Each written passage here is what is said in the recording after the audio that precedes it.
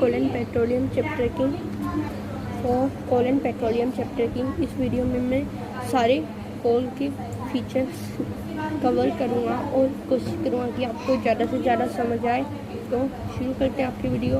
Good morning मेरे प्यारे दोस्तों और मेरे साथियों। आज हम नई सीरीज शुरू करने वाले हैं अपनी क्लास 8 साइंस की, जिसका नाम है साइंस मैनिया। चलो आप इस साइंस मैनिया सीरीज में बने रहना और हमेशा मेरा साथ देना। चलो तो इस साइंस मैनिया का आज फर्स्ट चैप्टर होने वाला है और हमारे उस चैप्टर का नाम है कोल एंड पेट्रोलियम। ये 5th चैप्टर है। आज मैं आपका यहाँ से इसलिए शुरू करवा रहा हूँ क्योंकि ये चैप्टर सबसे ज़्यादा वेटेज होल्ड करता है 8th क्लास की। और हमारा मोटो ये है कि बच्चों को पूरे नंबर दिलवाए जाएं बेस्ट स्टडी के द्वारा। मैं भी एक बच्चा हूँ, मैं ट्रुथ बता रहा हूँ, मैं बच्चा था। मैं पूरा पहले आपको पढ़ाने से पहले मैं पूरा पढ़ता हूँ, अपने टीचर्स से समझता हूँ, सारी क्वेरीज क्लियर करता हूँ और फिर आपको पढ़ाता हूँ। चलो तो without wasting time start our YouTube video. चलो तो हमारा पहला टॉपिक है कोल and petroleum.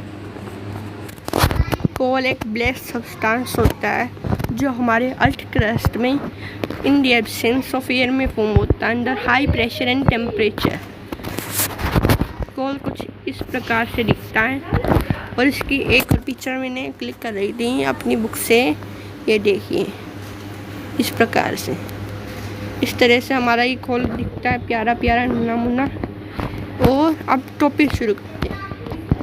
We use various things और material in a variety of things in A life. हम है ना बहुत सारी चीज़ें यूज करते हैं हमारी जो रोज़मर्रा की ज़िंदगी है ना उसके बहुत सारे काम करने के लिए, जैसे कि cloth, furniture, fuel etcetera. The material which are present in nature are useful to us. जो मटेरियल हमारे नेचर में प्रेजेंट हैं वो हमारे लिए यूजफुल हैं और उनको कहते हैं हम नेचुरल रिसोर्स। जैसे कि पेड़ है, पेड़ हमारे लिए यूजफुल है, तो वो क्या है, नेचुरल रिसोर्स। वो हमें नेचर ने ही प्रोवाइड किया हुआ है। ये नहीं है कि हमने बना दिया, पेड़ हमने बना दिया, सीमेंट लगाई, वुड लगाई, वुड भी तो हमें उसी से मिलती है। तो क्या हुआ, ये एक नेचुरल रिसोर्स है। नेचुरल रिसोर्स के और भी बहुत सारे एग्जाम्पल जैसे कि air, water, soil, petroleum, minerals, plant and animals are called natural resource. मैं आपके साथ इसकी PDF भी शेयर कर दूँगा नीचे डिस्क्रिप्शन में। चलो कि आपको पता है कि जो एग्जॉस्टेबल रिसोर्स हैं वो 2 काइंड के होते हैं। फर्स्ट है रिन्यूएबल एंड सेकंड है नॉन रिन्यूएबल। जो हमारा फर्स्ट रिन्यूएबल रिसोर्स है वो रिसोर्स वो होते हैं जो अपने आप को रिप्लेनिश कर सकते हैं by quick recycling and replacement within a reasonable time period. वो अपने आप को रिप्लेनिश करना मतलब बढ़ाना, मल्टीप्लाई करना इन ए रीजनेबल टाइम, मतलब एक स्पेसिफिक रीजन वाले टाइम में। और नॉट लाइकली वो जल्दी से एडजस्ट नहीं हो सकते, मतलब ख़त्म नहीं हो सकते अगर ह्यूमंस उसके साथ छेड़छाड़ ना करें। जैसे कि सोयल ख़राब होती है फर्टिलाइज़र की वजह से। फर्टिलाइज़र या like urea, potash, super phosphate,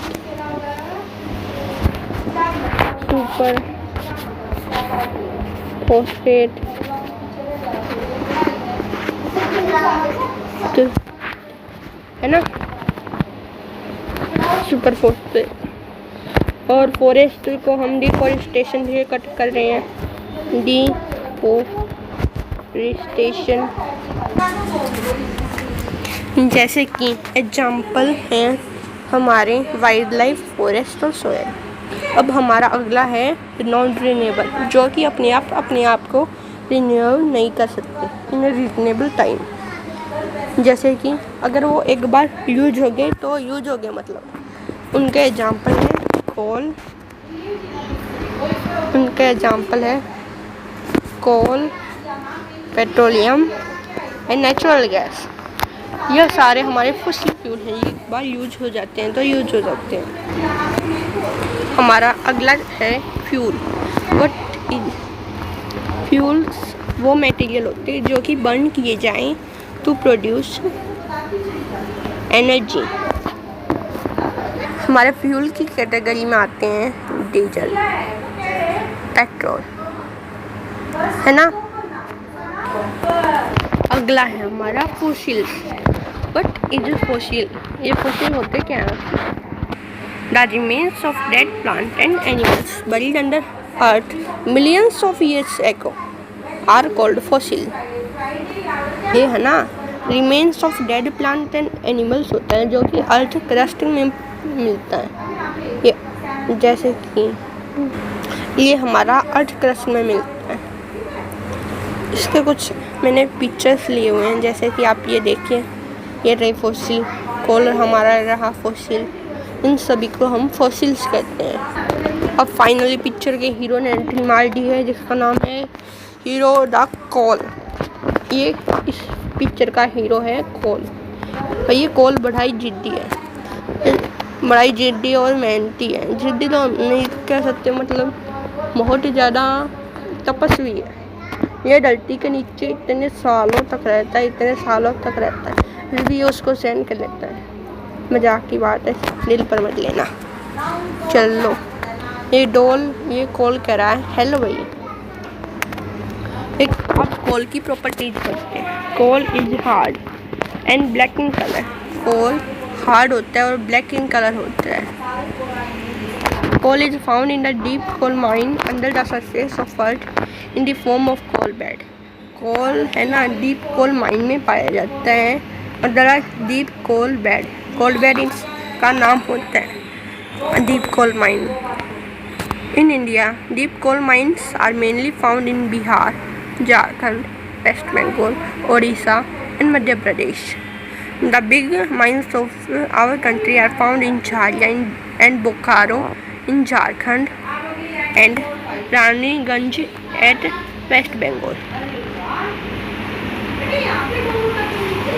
Coal is formed by gradual decay and compression of remains of plant. यह मैंने आपको पहले भी बता दिया था कि कोल जब फॉर्म होता है ग्रेजुअल डिके, जब मंदा मंदा मंदा मंदा डिके होता जाता है हमारे मैटर का, इन compression of remains of plant and plant in absence of air. और जब प्लांट का जो रिमेन्स होता है वो कंप्रेस होता जाता है और एब्सेंस ऑफ एयर में, तो जब कोल की फॉर्मेशन होती है। कोल इस तरह का दिखता है और ये भी है coal. What is carbonization? Carbonization एक प्रोसेस है, एक स्लो केमिकल प्रोसेस है कन्वर्जन का, जो कि dead vegetation under the influence of high temperature में डेड वेजिटेशन को कोल में बदल देता है। मतलब कार्बन की फॉर्म एक कोल होती है उसमें बदल देते हैं, उसको कहते हैं हम कार्बनाइजेशन। कार्बनाइजेशन एक स्लो प्रोसेस है। अगर ये बहुत सारे कॉम्पिटिटिव एग्जाम में भी पूछा जाता है कि carbonisation is which type of process, ये स्लो केमिकल प्रोसेस है। अब हम डिस्कस करने वाले हैं usages of coal. Coal is used in railway engine to produce steam. जो हमारा कोल है वो रेलवे इंजन में यूज किया जाता है to produce steam. Coal is used in many house of village as a fuel to cook food. Coal बहुत सारे हाउस में, जो विलेजेस में हाउस होते हैं उनमें कोल यूज किया जाता है। जनरली जो माइंस के पास घर हैं, गांव हैं, उनमें कोल यूज किया जाता है क्योंकि कोल कम क्वांटिटी में ज़्यादा हीट प्रोड्यूस करता है और उनका खाना जल्दी से बन पाए। Coal is used in thermal power plant to produce electricity. अब भाई हम ये सोच रहे, हम इलेक्ट्रिसिटी को इतना वेस्ट क्यों करते हैं? हमें वेस्ट नहीं करना चाहिए क्योंकि इंडिया की 81% ऑफ इलेक्ट्रिसिटी कोल के थर्मल पावर प्लांट से बनती है। इसमें कोल को डाला जाता है और फिर फर्नेस को चालू कर दिया जाता है, जिससे कि टरबाइन घूमती हैं और स्टीम बनती है, जिससे टरबाइन घूमती हैं और हमारी इलेक्ट्रिसिटी जनरेट होती है। इसलिए हमें बिजली को ज़्यादा से ज़्यादा बचाना चाहिए और जिससे हमारे नेचुरल रिसोर्स बच सकें। Coal is used in industry to produce organic compound such as phenol, benzene, toluene and naphthalene. Naphthalene मतलब कपूर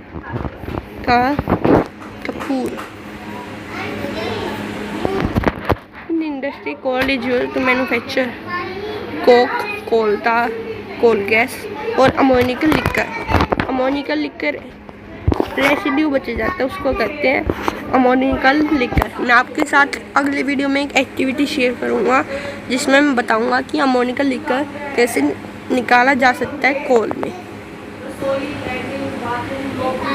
और ये सारा प्रोसेस किया जाता है डिस्टिलेशन का, बाय डिस्ट्रक्टिव डिस्टिलेशन सेपरेशन का। अब हम इसी बात को पाई चार्ट की मदद से समझते हैं। तो इलेक्ट्रिसिटी जनरेशन में कोल का कितना यूज किया जाता है? 68%, स्टील मैन्युफैक्चरिंग में 7%, सीमेंट प्लांट में 4%, अदर इंडस्ट्री में 8%, हीटिंग में 3% एंड अदर यूजेज 10%। तो इलेक्ट्रिसिटी तो हमने मान लिया, ये इम्पोर्टेंट हो गई, लेकिन बाकी जितने भी ये पाई चार्ट हैं, इनमें क्या हमारे अदर यूजेज मतलब हाउस होल्ड आइटम्स, हमारी इतनी एनर्जी यूज हुई है नहीं हुई ना, तो हमें बचाना पड़ेगा अपनी एनर्जी को। 32 हमारी इलेक्ट्रिसिटी जनरेशन को छोड़कर यूज होती है और हमारी ओनली 68% एनर्जी इलेक्ट्रिसिटी जनरेशन में यूज हो जाती है।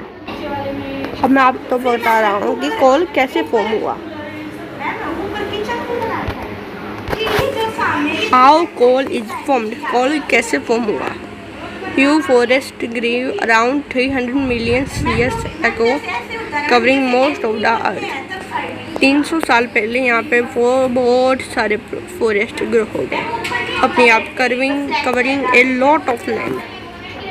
The vegetation die and form peat, जो कि वेजिटेशन डाई हो गई और इस एरिया में हमारा पीट फॉर्म हो। पीट ऐसा कोल होता है जिसमें 60% से कम कार्बन होता है। 60% से कम कार्बन होता है पीट कोल में। और the peat is compressed between the sediment layer to form, और जो हमारा यहाँ पे पीट फॉर्म होता है वो और भी कंप्रेस हो गए लिग्नाइट कोल में फॉर्म हो जाता है। लिग्नाइट इससे ज़्यादा कार्बन वाला कोल होता है जो इससे और इफेक्टिव बर्निंग देता है हमें।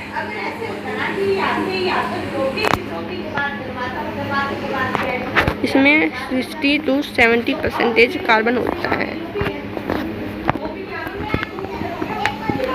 और further compression form bituminous and some टीमिशियस। और जो हमारा एंथ्रासाइट कोल होता है उसको हम साइंटिफिकली लैंग्वेज में सममिटिशियस कोल भी कहते हैं। कितना टाइम होगा इसे को। और एंथ्रासाइट और बिटुमिनियस कोल के बीच में जो लेयर होती है कोल की उसको कहते हैं सबमिटिशियस कोल। ये है बिटुमिनियस, ये है पीट, यहाँ पर होता है लिग्नाइट और यहाँ पर है एंथ्रासाइट। एंथ्रासाइट कोल सबसे एक्सपेंसिव कोल होता है और सबसे इफ़ेक्टिव कोल, क्योंकि इसमें 90% से ज़्यादा कार्बन होता है और जितना ज़्यादा कार्बन मतलब उतना ज़्यादा इफ़ेक्टिव और प्रोडक्टिव। अब है destructive distillation of coal. Destructive distillation is the process of breaking coal by heating it to high temperature in absence of air.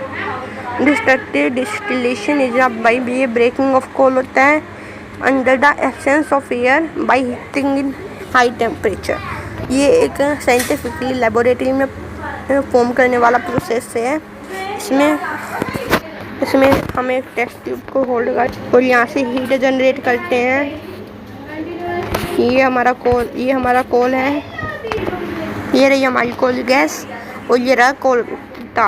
और यहाँ पे आप जैसे कि आप देख रहे होंगे एयर की एब्सेंस है, यहाँ पे एयर आ नहीं रही। थैंक्स अ लॉट आपका।